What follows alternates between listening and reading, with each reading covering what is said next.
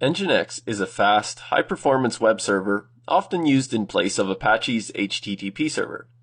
In this video, I'll demonstrate how to get up and running with nginx in Ubuntu. So let's install nginx on the command line using apt, so sudo apt-get install nginx for nginx. Yes, and it'll go through the install for us. It'll only take a moment to download and set up. And now once we have it, we can test that it's installed and running correctly. So let's open up our web browser, in my case Firefox. And I'll type in localhost. And it tells me welcome to nginx. So it tells me it's successfully installed and working. If you don't see this page and you see something else, you may have another web server installed on your system and you can remove it and use nginx instead, or you can modify nginx to run on a different port instead of the default 80. But we'll get to that. So let's minimize this, or let's close it for now and go back to the terminal. Now we might wonder where that file is being served from. Well, we can find it quite quickly. ls user share nginx html. So that's where the index file is located by default. So the default configuration is to serve this file, but we'd like to serve our own. What I typically do at a more traditional location to put our HTML files, I go sudo make dir, so I'm going to make this directory in var www. So this www folder I'm going to make, but if I look at it, now that I've made it as sudo ls -l var www, or minus la. So I want to see these permissions. So I see that it's owned by root, but I want to own it. And I want other people that have access to the web server to be able to modify it. So typically what we do is we do sudo add user, put our username, followed by the group, www-data. So it's a typical web user group that anyone who is part of this group has access to the files that are served by the web server. Then I can do sudo chown for change ownership of using the name and the group www-data. So username followed by colon followed by the group on var www. Now if we look at it again, we see that the directory is changed to Steve Scott and www-data. So that's what we want. Now we want a place under that to serve the files from. So what I typically do is, if I'm running multiple instances of a single server under that, I can do, let's go into that directory. I'll do make dir default. Let's check the permissions. So I've created this. We'll want to change this group to be www-data. And now if I go into my configuration for nginx, I can do, let's do through vim etc nginx /sites -available. So this is where the configuration files are stored. The only one there now is default, so I default.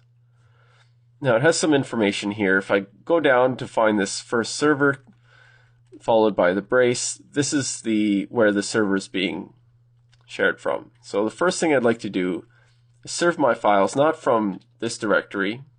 Oh, it tells me I'm changing a read-only file. I'm going to quit out of this and not save any changes I've made and run this again as root. So I need to modify this configuration file with sudo. So sudo vim, and we open it up again. Now I'm going to scroll down until I get to this root. So this is the root of our web server, and it's listing on port 80.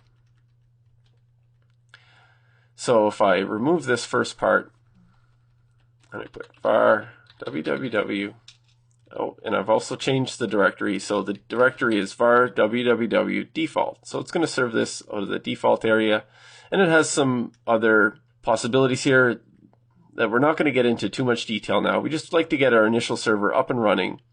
There's many examples of things you can do, like PHP, that you can uncomment, and there's also another port or an HTTPS server if you want to run it on port 443 with SSL. But these are all commented out for now. and we're not going to worry about. So let's write our changes and quit out of Vim. Now after we make these changes, one more thing before I restart the server. So we need to restart the service. So I suppose I could do that now. Sudo service nginx restart. And that will restart it with our new configuration that we modified when we modified this file. So it's restarting. It tells me that it's okay. If we made a mistake, it will fail to restart. Now I'm going to go into default. I'm going to create a file called index.html, and I'll put some text in it. Hello world, the usual. And now if I open up the browser, it won't show me the welcome message anymore. It should show me hello world. And if you see the previous message, like I did quite quickly, just do a Control-R to force a refresh in Firefox to make sure you don't get a cached version of the page, and you can get the new version. So it's serving our new hello world file out of the var www default directory.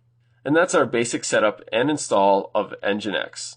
Now, if we'd like to run it on a different port, like I mentioned earlier, if you're already running Apache or some other web server, let's go back in and edit this.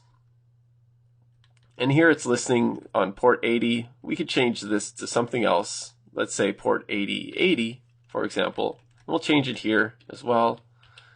And we'll write this again. Then restart our service. So I'll just arrow up sudo service nginx restart.